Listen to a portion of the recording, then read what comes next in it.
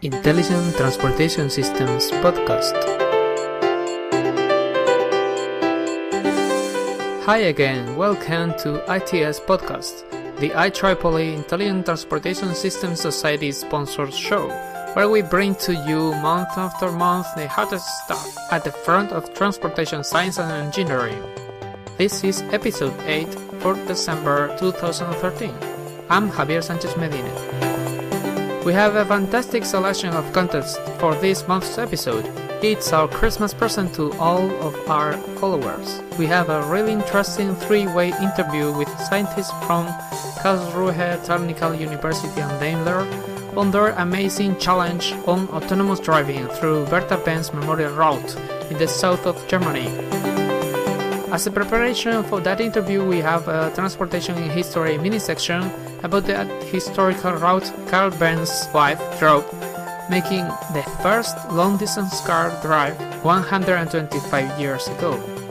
As usual, we also have a news mini-section, this time about the autonomous electric 4-seat spots they are using in London's Heathrow airport, and their plans on using them on an actual British city, Milton Keynes. So let's start with the news mini-section. Relax and enjoy. This is the news mini-section for December 2013. Since 2011, London's Heathrow Airport has been using automated bots to move passengers between terminals. They are called Ultra PRT transport bots. You can check out their futuristic look and learn more information through the links in this podcast website. They are 4-seat electric vehicles using solar power to operate. Apparently, the use of these robotic transportation systems has proved a success, since, according to electricvehiclenews.com, a small fleet of these pod cars will be deployed in the city of Milton Keynes, a city to the north of London with a population of about 200,000 people, no later than 2015. The plan, if everything goes well, is to deploy 100 of these automated vehicles by 2017. This may be a very important groundbreaking milestone that, depending on its resulting experience, may lead the way for other congested cities in the world to gradually introduce this new concept of mobility. A ride to the shopping center, train station, or to your office will be available for about $3, and of course can be booked through a smartphone app. The expected infrastructure investment is almost $105 million, but this is not preventing the Milton Keynes authorities from leading the way in this new concept. The idea is not new, but so far nobody dared to try it. We will keep one eye on it. Stay tuned.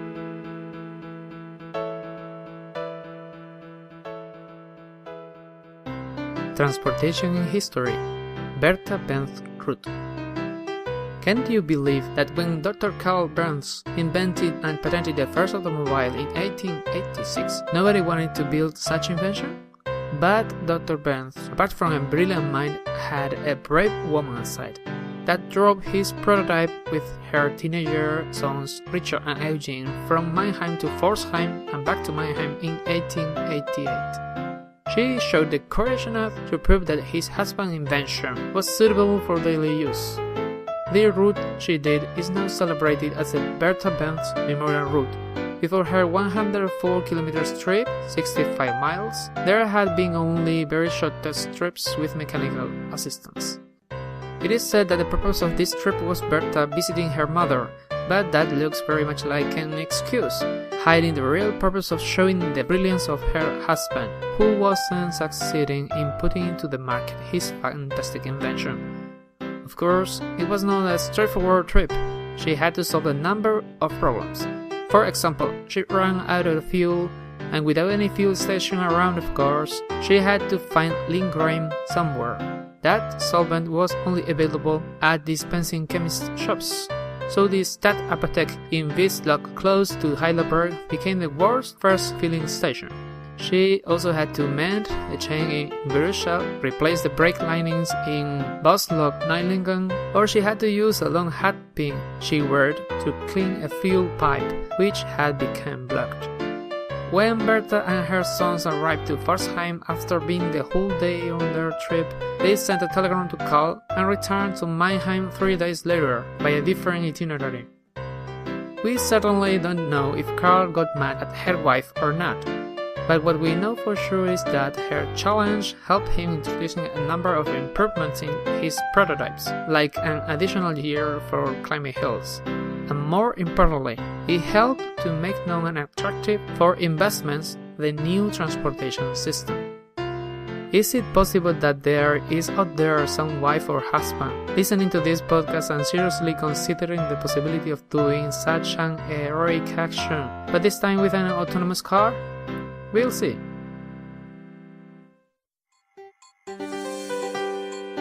Okay, it's now time for that great interview.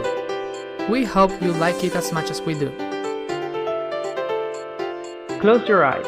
Imagine that one day your car drives itself from one city to another, both of them separated by 100 kilometers. This car can drive through intersections, merge into moving traffic, recognize obstacles, lane markings, traffic signals, and all the technology used is well hidden within a fantastic container, a Mercedes-Benz S500. It's safe, it's beautiful, and it's automated. Now open your eyes and stop imagining. This has already happened. Mercedes drove itself from Mannheim to Pforzheim through 24 cities and municipalities just in the last year. Is this magic? No, absolutely not. This is science and engineering working hand in hand. We're in Germany, of course, the homeland of Daimler.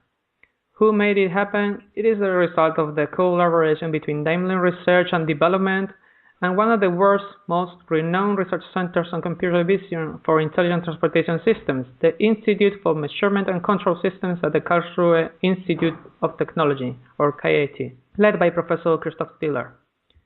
Today we have the great honor to host as our special guests one representative from Daimler and one representative from KIT, who will both share with us some of the details of this new milestone for automated driving. From Daimler we have Mr. Eberhard Kaus. From KIT we have Mr. Julius Ziegler. Mr. Kaus is a research scientist at Daimler AG Böblingen and head of the team Automated Driving in the Research and Development Division Driver Assistance Systems. He is responsible for the project S500 Intelligent Drive. He has been with Daimler since 1995, working on several research and development projects, until he earned his current responsibility on September 2011. Mr. Ziegler, on the other side, is a research scientist at the FZI Research Center for Information Technology in Karlsruhe, where he manages the Department of Mobile Perception Systems. He gained experience in this field by participating in international competitions like the 2007 DARPA Urban Challenge, where they were finalists, or the 2011 Grand Cooperative Driving Challenge, won by their challenger. Hello everyone, thank you for joining us today. Hello. Hi. Let's start with Mr. Kaus. Eberhard, can you please introduce yourself and your company to our listeners? Yeah, sure I can. Yeah, I'm 42 years old, married, and I work for Daimler since 1995. I studied electrical engineering at the University of Darmstadt. It's in Germany. My major field of my study were control theory and synchronous and asynchronous machines. Yeah, what can I say about Daimler? One of the most inventive car, truck, and bus manufacturers in the world, and one of the well-known brands of Daimler is certainly Mercedes-Benz. And let's say with this research project, we wanted to underline the demand of technology leadership. Great. How about Mr. Ziegler? Julius, can you please talk a little bit about yourself and your group, just to set up a context for our listeners? So, hi Javier, I'm Julius. I'm representing the FZI Research Center for Information Technology here in Karlsruhe at KIT. I've been working in the field of autonomous driving for approximately 7 years now. And as you said, I was part of Team Anyway, which took part in the Urban Challenge already in 2007. and we were also in the Grand Corporate Driving Challenge of 2011. At the moment, I advise a group of 3 PhD students, which are all more or less on automotive projects. And actually, most of our projects now are industry funded. So we had projects with most German car makers and suppliers in the past. Mm-hmm. So Great. this was briefly who I am. Thank you. Everhard, the Bertha Benz commemorative route is a very nice way to show the world what Daimler is capable of in the field of automated driving. In this episode, we have had a short section explaining the history of that beautiful journey that Bertha Benz did to show the world a breakthrough in automation. How do you at Daimler see this milestone, 125 years after Bertha Benz? Do you think generations to come will celebrate this new historical challenge alike? I really hope so. And I think our success with this project could be reasonable expectance that people will keep that milestone in mind, hopefully. And this success, I think, fits best in the history and the tradition of our company, which is the inventor of the automobile. And we are very proud of that. But it's, of course, a responsibility to continue setting new mobility milestone today and also in the future, I think. And we are convinced that whenever the driving situation is complex or driving is boring, for example, on the motorway or traffic jam, we can help or support the driver with systems like this. And we already did the first step on this way with our stop-and-go pilot in our new S-Class, which is the first semi-autonomous function we implemented in our S-Class. And you can, up to 30 kilometers per hour, you can drive today autonomously, for example, in the traffic jam with our new S-Class. And now with the project you mentioned before, we are also become the first manufacturer to use a near-series sensor system to drive a distance of 100 kilometers in rural and urban traffic conditions in a vehicle, operating completely autonomously. And I think with this system, we are providing an insight or a look into how autonomous mobility might look in the future. And the road you mentioned before, we have chosen a road which combines, I think, high level of difficulty on the one hand and a very emotional factor on the other hand, based on the historic achievement of Bertha Benz and her first long-distance drive with a combustion engine-driven vehicle. So the route we chose, it might sound a little bit funny, but when we took the decision, we did so without a detailed knowledge of the road and had not fully appreciated the extent to which the narrow roads through the many towns and villages along the way represent a real challenge for an autonomous driving system. So let's say choosing a different road would definitely have been easier. Mm-hmm. But we wanted a real life scenario, and in doing so we are showing that autonomous driving is also technology possible on roads other than motorways. Mm-hmm. That's very exciting. Everhard, you are the project leader for the autonomous drive. To let our listeners understand the complexity of what you've done, could you please tell us how many people and for how long, with which partners you have been working on this project? We want to visualize the size in terms of scientific and engineering workload. Okay.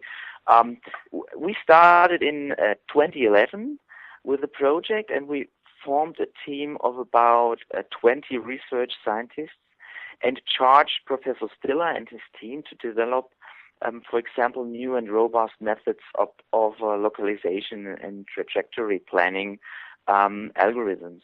So, and the localization task, I think Julius will talk about it a little bit later in detail, was one of the most fascinating tasks. Building an accurate map, and we need an accurate map for driving autonomously, of the whole road, was one of the most important work packages. In the first step, where a lot of research do, and we did it together with Stiller and his crew. And by the way, Julius from my point of view, was the key member of the team. And regarding the localization, Stiller had to develop further methods of video-based feature extraction so we can fill in these details in localization layers in our map and finding them again by driving on the road and localize ourselves. And the second and not less important step regarding the map is to find a supplier who can build these accurate maps in the area of serial application and serial production of an autonomous driving system. And we did it for the Bertha Benz Road with Here. Here is a part or a brand of Nokia, and we are planning to cooperate with Nokia and Here for series application of accurate maps. And then another important part of the project was the testing part, because for that task we built up 3 cars, 1 E class and 2 S classes. And since the middle of 2012, we did our first test on public roads with our E class, and from 2013 on, we did it with our 2 S classes. And prior to that, we tested without exception on proving ground. So when we thought we are ready, and then we went to the public roads and tested all functions on the system in closed loop on public roads. And that was really challenging. And with functions, I mean, for example, the environment perception, localization, behavior generation, trajectory planning, and the control of brake, gas, and steering. So, that's really challenging. Thank you. Well, what would you say were the greatest challenges you had to face during this project? Okay, as I said, the testing was one challenge, but let's divide your question in 2 parts. One aspect is the time aspect from the project, and the second aspect is the technical aspect. The time aspect, I think that 2 years are a really small amount of time to realize such an ambitious project, and the time was the most challenging part of the whole project because, let's say an adjustment of the last milestone, the drive of the Bertha Benz Road in August, could not be shifted.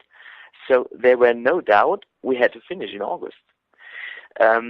So that's one, and the technology challenging aspects, for example, where first the environment perception, which means generate a complete representation of all surroundings, and we have to do that as reliable as possible. Another tricky point are traffic lights. Might sound a little bit funny, but the recognition of traffic lights phases under different lighting conditions, and the correct pairing of individual traffic lights with the traffic lanes represents a really major challenge of the whole project. And for example, another one is social interaction. Sometimes it results, or our driving results in funny situations, such as when having stopped at a zebra crossing, a pedestrian crossing, the vehicle gets waved through by the pedestrian. Yet our class socially continues to wait because we fail to anticipate such politeness when we program the system. So we wait and wait and wait, and have to manually drive through the pedestrian crossing. But surely Julius can add another challenging aspect and can give an overview of the parts which were done by the key IT. Sure. Julius, could you please illustrate which parts of the project exactly were contributed by KIT? Okay, sure. So KIT contributed basically 3 separate parts to the system. Eva mentioned it a bit already. So the first part was a special digital map that we designed that had to be very precise and accurate and detailed. It was used for driving and routing and important parts like that. Then equally important was localization relative to this map. And last not least, we did the complete motion planning part for the project. And in terms of workforce, we had 4 scientists working on that project actively for the last 2 years. That means 4 people who were funded more or less directly by Daimler.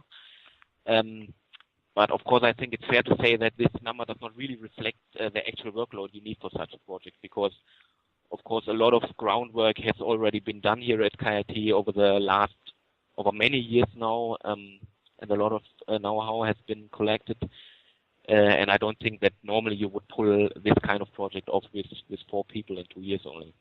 Mm-hmm. Julius, to drive autonomously, all our listeners would agree on that the car needs to know exactly where it is and what's around it.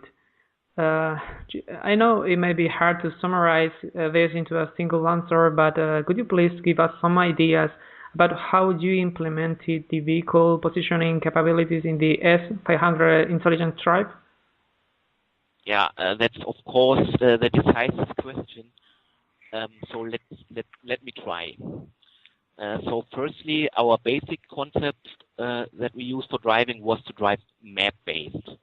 So that means put everything that you think the vehicle cannot easily see by its sensors into a map that you generate offline.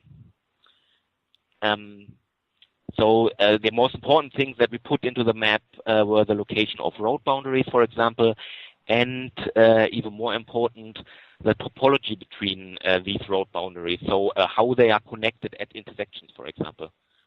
And already if you have this, then you can basically look up a driving corridor for your car at any point in time. And if you now detect something by sensors, then that only means that that driving corridor is narrowed a bit. So you see that the trajectory planning is already very constrained in the first place, and this makes motion planning much simpler than if you would start without a map. And secondly, to make any use of a map at all, you must be able to localize yourself, at least in relation to that map. And we already knew by experience that GPS would just not be good enough for this purpose. So a lot of work, both at Daimler and at KIT, was put into this task of self-localization, video-based self-localization, especially. Mm-hmm. And the basic idea here is that you record a video of the whole track once by driving it, and then from this video data, we generate an appearance model of the track. And so that means that when we are later driving the road again, we can match our current camera image with that appearance model, and so know precisely where we are within this model. And this actually works up to a couple of centimeters. Mm-hmm. Great. Eberhard, there are any findings from this project that will help you along your way to an in-series application of autonomous driving technologies? And is Daimler also expecting the year 2020 as a breakthrough year for autonomous driving, as some other car manufacturers currently do?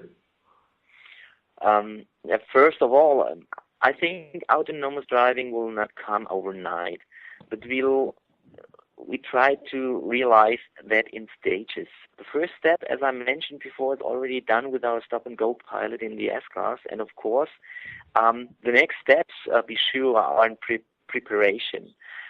We want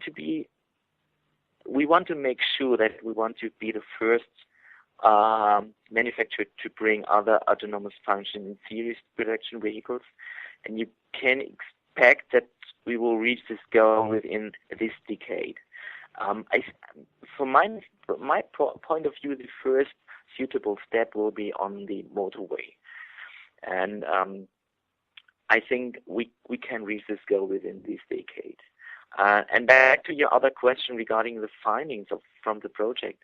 One goal of the project was to gain important insights into the direction in which we need to further develop our current systems in order to enable autonomous driving not just on the motorways, but also in other traffic scenarios like little villages, cities, and so on, with pedestrians and bicyclists and so on. And even we ourselves were quite surprised at just how far we got using our present-day sensor technology. And this is a key factor of the whole project. We use sensors which are close to series application or already in series applications. And with this know-how, we think much time and effort is needed to teach the vehicle how to react correctly in a host of traffic situations, because every part of the road was different, and every situation is at every time unique.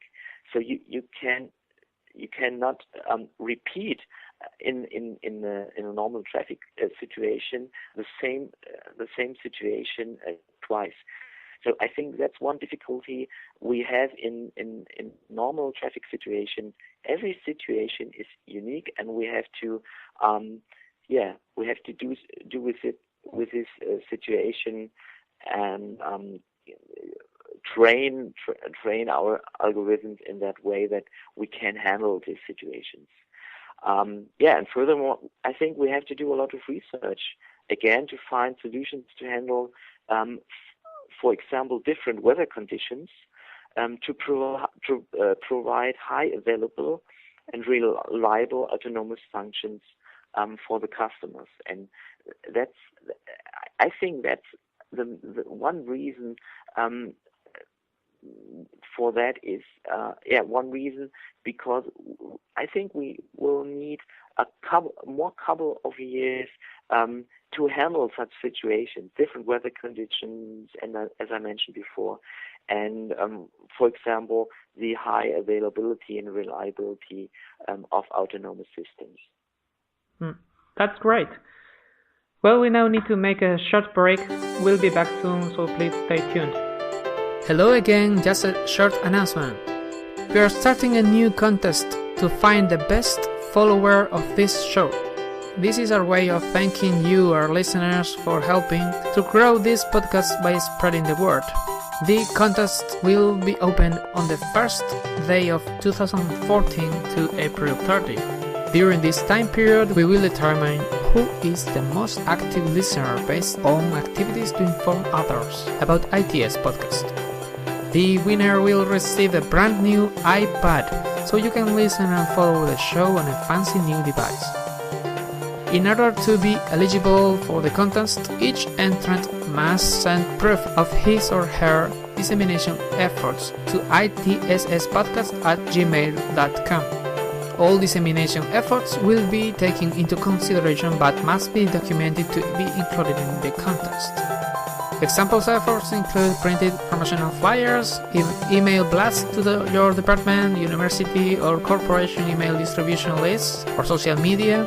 Just please be sure to email ITSPodcast@gmail.com copies of your flyers and mails you have sent, and share your Facebook, Google+, and Twitter posts with our show so we can track your work. The contest winner will be announced on May 2014 at a special edition on the first anniversary of the show. So don't waste another minute and start spreading the word. Okay, let's get back to our today's interview. We're back again talking with Mr. Eberhard Kaus from Daimler and Mr. Julius Ziegler from KIT, talking about this new milestone on automated driving. Julius, in 2007, you successfully took part of the DARPA Urban Challenge with Team Anyway. We all agree about the big progress that this competition has brought into the area of autonomous driving. How would you compare these achievements with your recent ones? I think that's easy to answer, actually. So in the Bertha Benz project, we had much tighter constraints on basically everything. So some of these constraints, I think, are quite obvious. I mean, if you just look at photos of the cars that were used back then in the Urban Challenge, they all had huge laser scanners on top, all kinds of exotic sensors. And if you look at the S500, on the contrary, it's not at all recognizable as anything special. Not even when you sit in it, I think. It has 4 passenger seats, perfectly normal. Well, then, scenario-wise, the Urban Challenge was much, much simpler. So everything was happening on a kind of military base, a locked-up place. There were no pedestrians, no bicycles, nice wide roads all of the time, no narrow gaps, perfect conditions for GPS, and so on. On the Bertha Benz route, on the other hand, it is much more variable, as you probably know. So there are narrow passages, there are actually trams in the cities, there are bicycles, there are roundabouts, blind corners. It's very, very difficult in cooperation. And just another factor that made the Bertha project much more difficult is just that we were driving in public traffic. I mean, that means that you must have a much higher degree of reliability, because if you have an accident, you actually hit real cars with real people in them. While in the Urban Challenge, you would have destroyed an empty car in the worst case. Mm-hmm. And altogether, I think that you cannot stress enough this sensory constraint. That was, in my opinion, the biggest challenge, to make do with only the cameras and the radar from the series car. Mm-hmm. Eberhard, let's talk a little bit about the sensor technology you used. There is very little GPS aid, no lasers, no LiDAR, no sonar, but cameras and radars. Why is this the case? Cost? Size of sensors?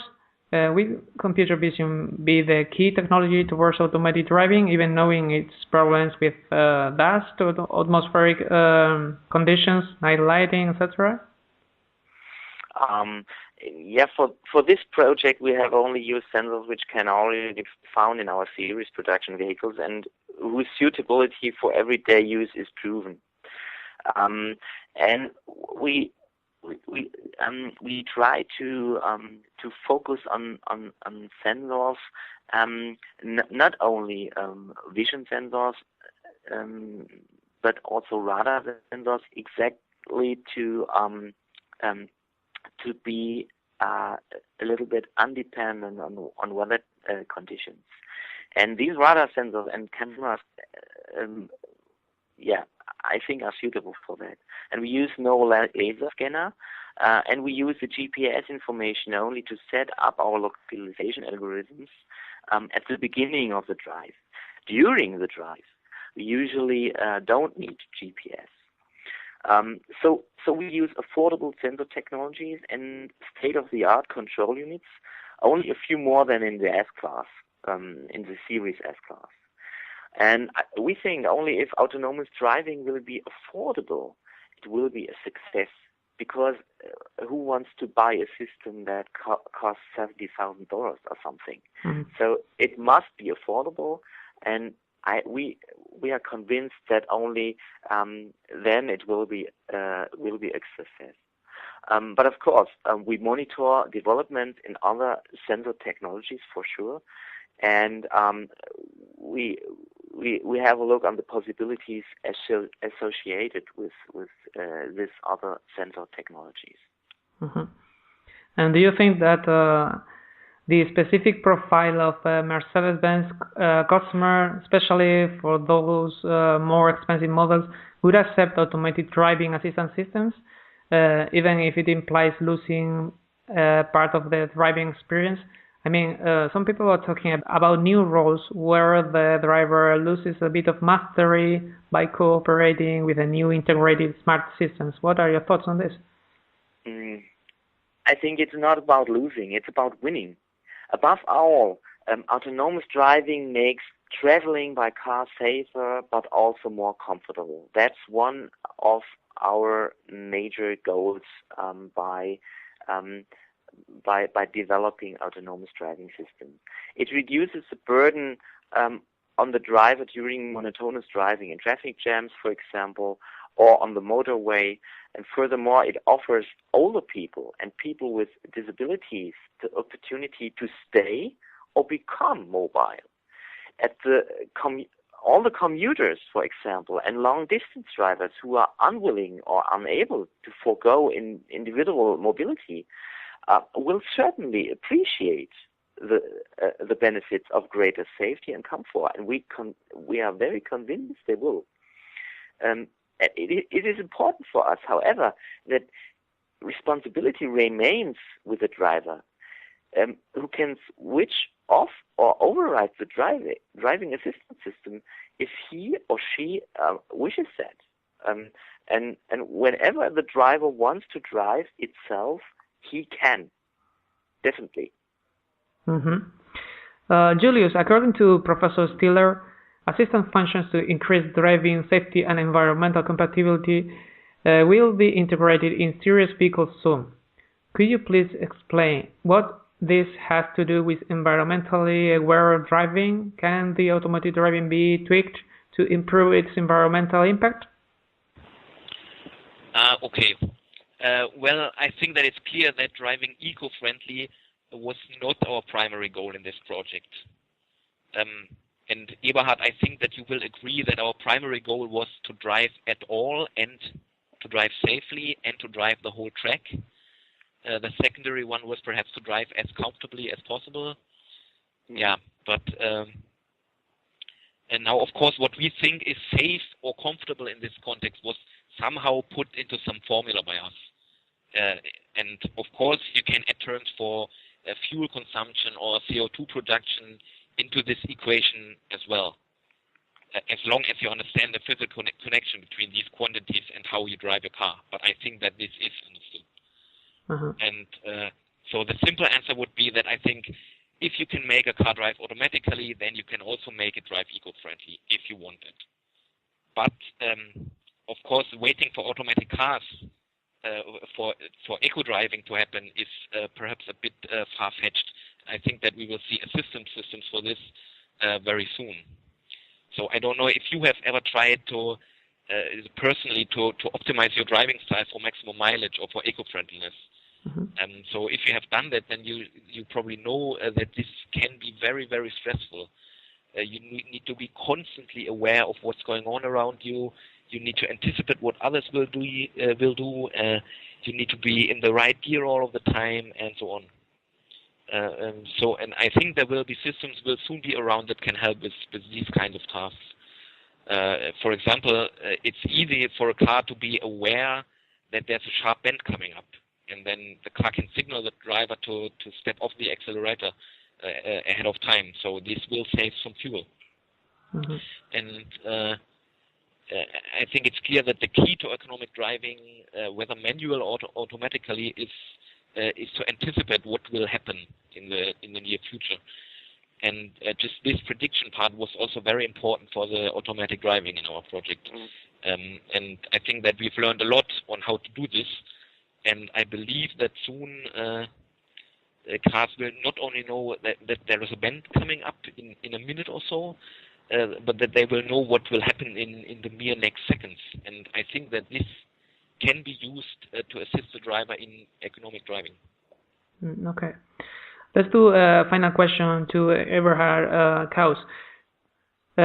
Eberhard, looking 10 or 20 years ahead, what is your personal vision of what the car of the future will look like?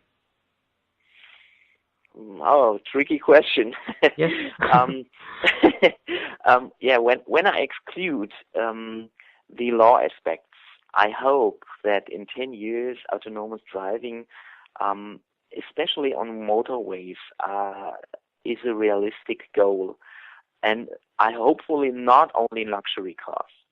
So in 20 years, very difficult to say. I think it depends on if the people will accept such systems. If they accept such systems, hopefully such systems will be a matter of course. Let's say a standard system as navigation systems today. That's my opinion. But it depends on if the people accept this kind of systems. It's very difficult to say what will be in our cars in 20 years. Okay. Now, how about you, Julius? What are your expectations for autonomous driving? Yeah, so I agree mostly with Eberhard. And I think that we will see automatic driving in the future. And mostly, I think there are mostly two fields where they can help. The first one being comfort, and the second one being safety. And on the side of comfort, I strongly believe that there will be automatic driving, at least in very simple structured scenarios, like on motorways, for example. But I think that the even more important benefits are to gain in the field of safety. And I think that we will very soon get to the point where automatic systems will be better at avoiding accidents than humans are. And I'm sure that we will see systems that do evasive actions all by themselves, and very soon so. Okay.